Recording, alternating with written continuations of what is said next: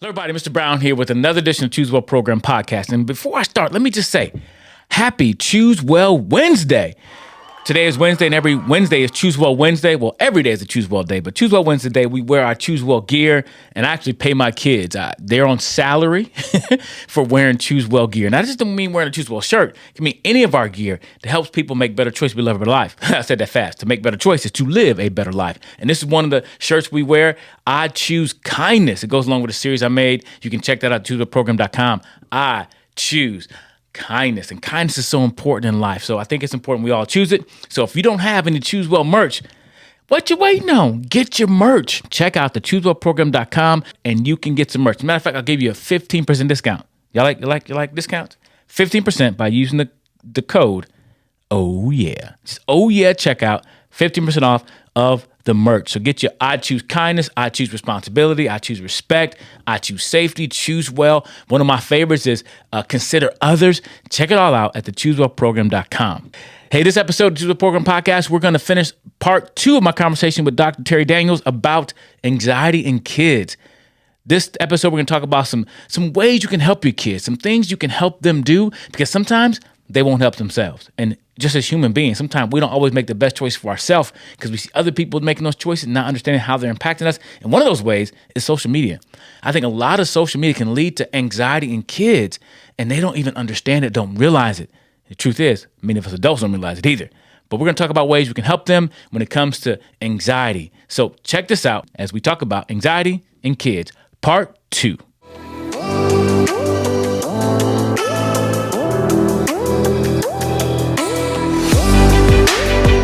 As parents, because we're talking to parents, how can we as parents help our kids navigate this new world of anxiety? That is a normal emotion. It's a normal thing that happens to us. But how can we help them navigate even some of the, I guess, because if you help really diminish or cut out some of the sources of it, isn't that a way to help as well with this, to have them deal with it normally? Yes. First off, I think parents talking about anxiety as a normal emotion and talking about how can you get through situations like this. So for example, you have a big test coming up. Do you not think that kids that are gonna go sit for the SATs are not feeling anxious? Of course they are. That's natural. Talk to them about it. Regulate when they are on social media. Did you say regulate? Did you read my shirt? I did. It was just right there. No, it just came up. But you know what? Honestly, regulate is a huge thing. Regulation is just monitor that. Take away the phone. Let them have it. A lot of times parents will say that's their socialization.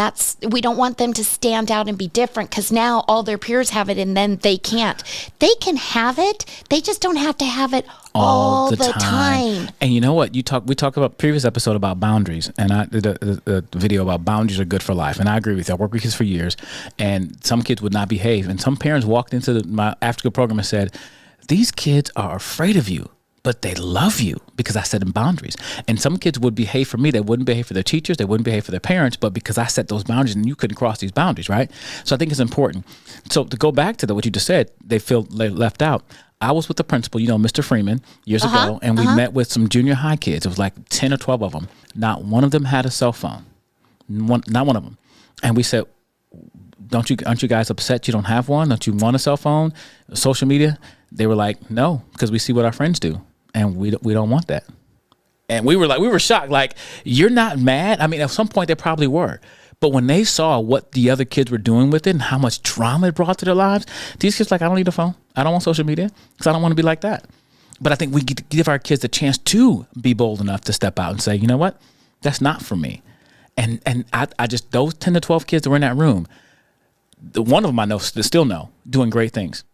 Now she has a cell phone. She's a junior in high school, but it was the right season for her. Well, and I was going to say back when my kids were growing up, they got a cell phone when they started driving.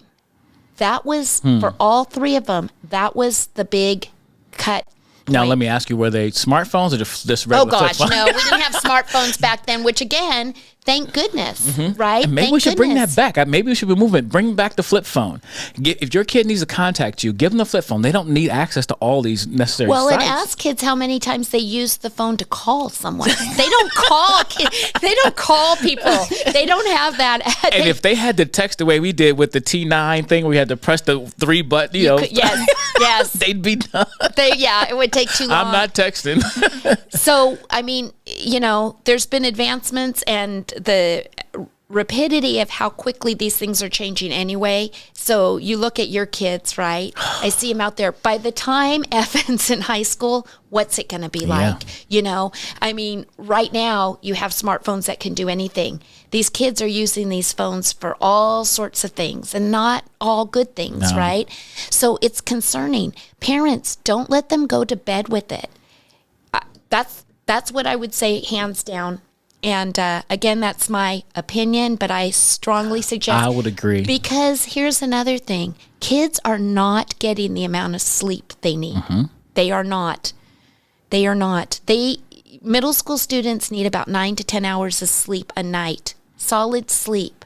And you ask kids in that age group when they go to bed, and when they wake up, they are sleep deprived. Yeah. You want to talk about what causes anxiety? I'll tell you straight out. If I don't get my sleep, I'm a bear. My husband will tell you that, right? So anxiety is brought on by certain things that we deprive ourselves of: sleep, good nutrition, all those things we know, exercise, all those things that we know are good for us, and then we don't always do. Right. And that's for our kids as well. So as parents, I think one thing we need to help set boundaries for our kids, because I don't think they have the capacity when it comes to some of the social media and cell phone stuff to do it themselves.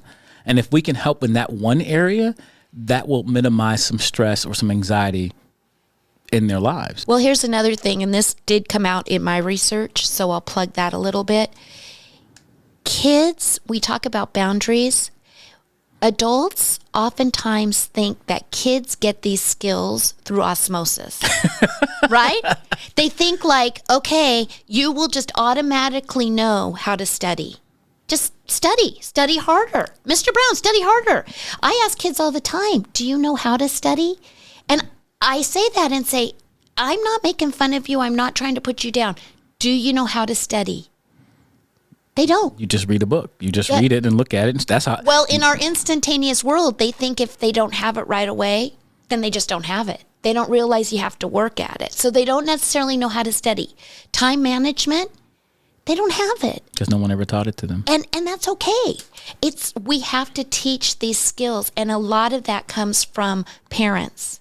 And think about the role modeling piece, which we talked about. We would do another episode. But really, what are you role modeling? I'm going to share from my own experience. Okay, thank God my kids turned out okay. I was rushing them all the time. To get to place. All the time. Rush. Talk about time management. I didn't have good time management. I still battle this. Sometimes I think I can do one more thing before we leave, right? Exactly. I can do that. And if you live closer too, you always miss. I live 5 minutes away. It's really 15 minutes. Right. And so what are we role modeling for our kids? I think that causes anxiety. I'm sure it caused anxiety in my kids. So hurry. Hurry. Come on, let's go. Get your shoes. How many times do we bark these orders?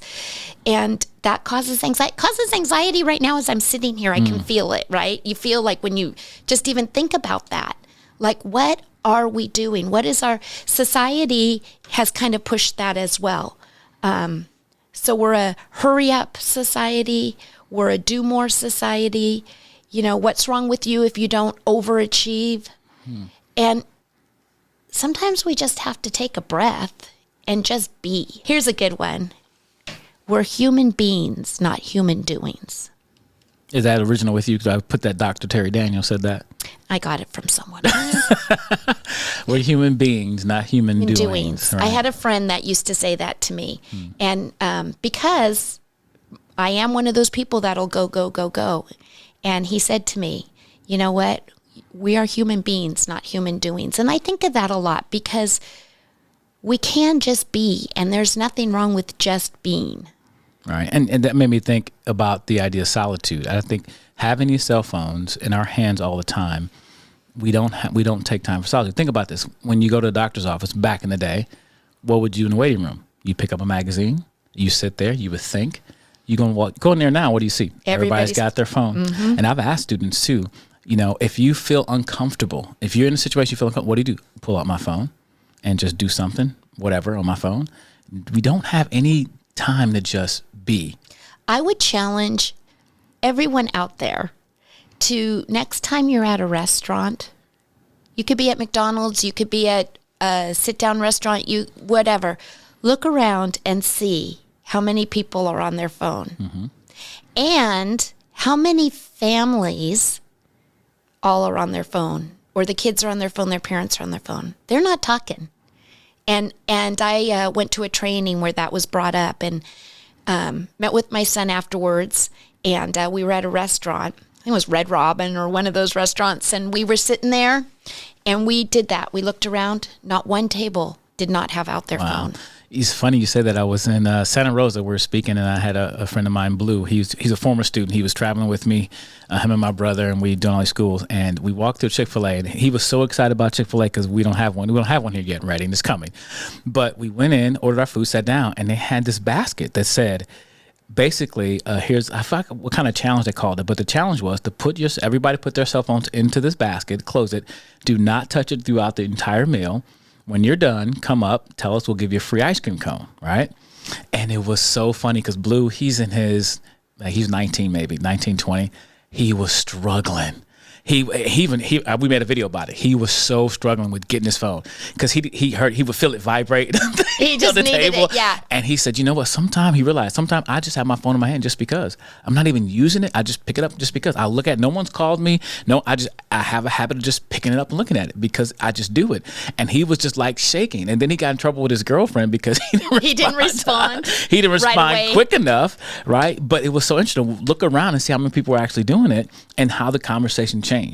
So I think just putting them down for us, and you talk about modeling that behavior, we have to choose to do that as well. At some point, we got to choose to put our phones down too, to model this for our kids. And I wonder as parents if it will reduce our anxiety and stress just by putting our phones down. I would say yes, absolutely. But again, we have to break those habits because you're talking about Blue, and I do the same thing. So really, it is an addiction. We know that when you watch those documentaries and stuff, it really was designed to get us addicted so people can make millions of dollars. And absolutely. So it's worked. And so you have to break that habit. Like, it's not going to be easy for us at first to not do it. But again, just have a dinner where you don't have the phone. I have a cell phone jail. I found it one day as a jail that you can put all the cell phones in, has a timer on and everything. And it's locked up? It's locked up. But the funny thing is now cell phones are so big, none of them fit in there. Yeah, we're carrying around these computers. Right. So let's wrap this up. But I think we talked about a lot of things, but we want to stress that anxiety is a normal emotion. Mm-hmm. But how can we help our kids deal with it to learn first of all, learn what it is, give a good definition of what anxiety is, but then one strategy that I really wrote down that you talked about was modeling it and slowing life down a little bit. Yeah, just slow down a little bit. It's okay. Actually, when you slow down, it feels so good. Yeah. It really feels good. I think back on when COVID first started, right? Think about when COVID first started. We didn't think we'd be locked down all this time, right? We didn't think that. But the stories that were coming back out at first with families home, and families slowed down, and I met with some students on Zoom or whatever at the time and just was talking about how it was going, and they liked the fact that their life slowed down. They liked the fact that they weren't running to a million places, soccer practice, lacrosse, this, that, whatever. They liked that. They liked that they were spending time with their family, and they were talking. They were playing games. Yeah. Just playing board games. How many families do that anymore? They don't take time. That's actually a memory my kids love. Friday night was family fun night. And my daughter will talk about that We always joke because my oldest son we used to play the girls against the boys, and my oldest son was the worst loser. So we would really rub it in. But let me ask you, did they immediately gravitate to it, or was there a period where they're like, no, we don't want to do this? No, I think at first what I heard is kids really treasured it. Kids want downtime. Right. So here's another thing. Parents, when you're signing your kids up for all these things to do, and you're doing it out of the goodness of your heart, and you want to keep your kids busy so they don't get into trouble, they really, really need downtime. They need time to be a kid. They need time to be with their family. Maybe have them pick out 1 or 2 things they really like. I remember, too, my daughter was 8 years old. 8 years old. This breaks my heart. And she went to bed one night, and I could hear her in there crying. And I went in and I'm like, what's going on? What's the matter? And she just said, I can't do it all. I can't do it all. And I thought, what the heck? And she was in scouts, she was in gymnastics, she was in dance, and she just said, I can't do it all anymore. She was 8. One way to help your kids is to slow down. Slow down. And to let them know it's normal. And it's not going to feel good. And it's okay. Some things in life don't feel good. But those are normal emotions. And help them work through those emotions. Yep.